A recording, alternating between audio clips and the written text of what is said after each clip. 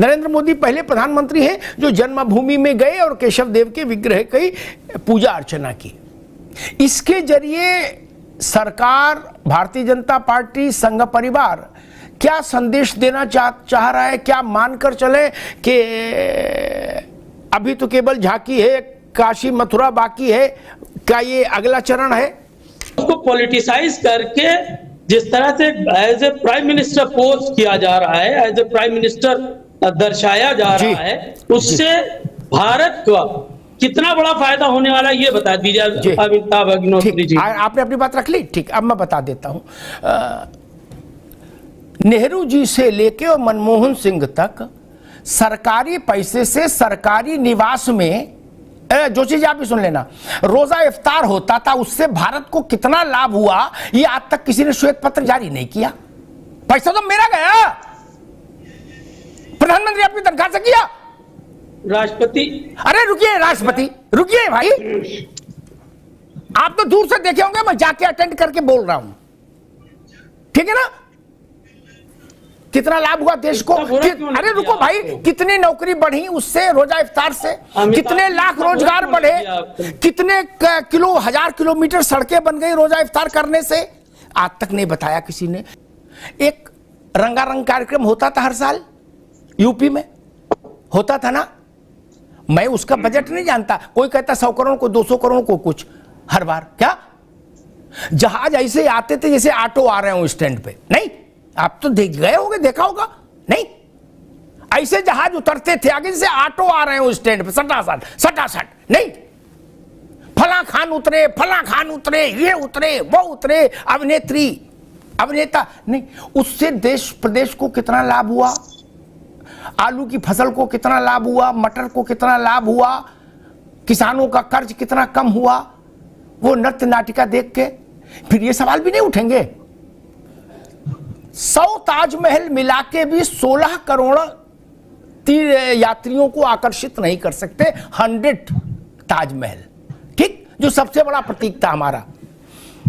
गोवा जो भारत का सबसे बड़ा डेस्टिनेशन है टूरिज्म का, जोशी जी आप तो प्रोफेसर हो, आपको तो समझ में आ ही जाएगी बात, उसमें आए 2.25 करोड़, क्या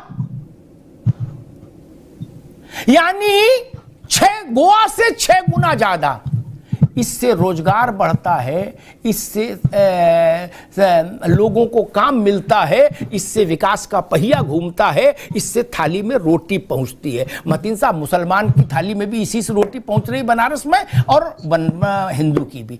मतीन साहब, सारे प्रधानमंत्री को लाइन में खड़ा कर दिया, वो सेकुलर फैब्रिक को बचा रहे थे, वो नहीं चाहते थे कि आपसी मतभेद हो।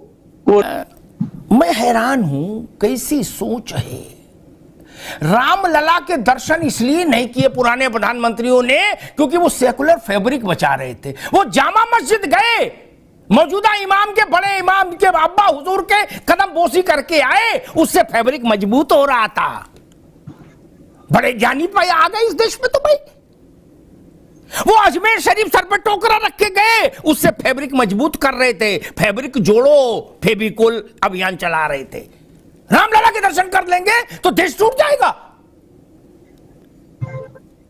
जिन लोगों का ऐसा मिजाज था, आज वो वोट के तराजू में न तोला में बचे न माशा में बचे, तुल गए सब। गलत कह रहा हूं क्या? ये प्रश्न अब देश में नहीं बिकेगा। इस प्रश्न को उछालने वाले लोगों को देश अस्वीकार कर चुका है। उस अस्वीकार को भी 10 साल से ज्यादा हो गए और आगे अब वही प्रक्रिया रहेगी। लिख लीजिए, जनता को झूठे वादे करके और फिर कह के ये तो हमारा चुनावी जुमला था, निश्चित तौर पे कर्तव्य पथ का पालन नहीं करते। गाना बजाना पे करोड़ों खर्च हो जाए, रात रात भर वहां मुजरा चले, वो कर्तव्य पथ है? वो कौन सा पथ है महाराज? ये लक्षण ठीक नहीं है ना। बगल में राम नहीं है, बगल वाले देश में बाग, उसका क्या हाल है? आप तो प्रोफेसर हो, 1947 में जितने हिंदू वहां थे वो बढ़ने चाहिए थे क्या? वो तो नैनो टेक्नोलॉजी में तब्दील हो गए। जोशी जी कहां गए हिंदू? क्योंकि वहां राम नहीं है,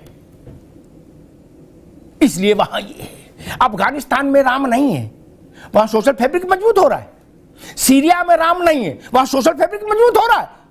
अरब में राम नहीं है, सोशल फैब्रिक मजबूत हो रहा है। तमाशा है, तमाशा इस मुल्क में तमाशा है। 80 करोड़ 85 करोड़ की आबादी को लांछित करने का साहस जुटा रहे हैं आप।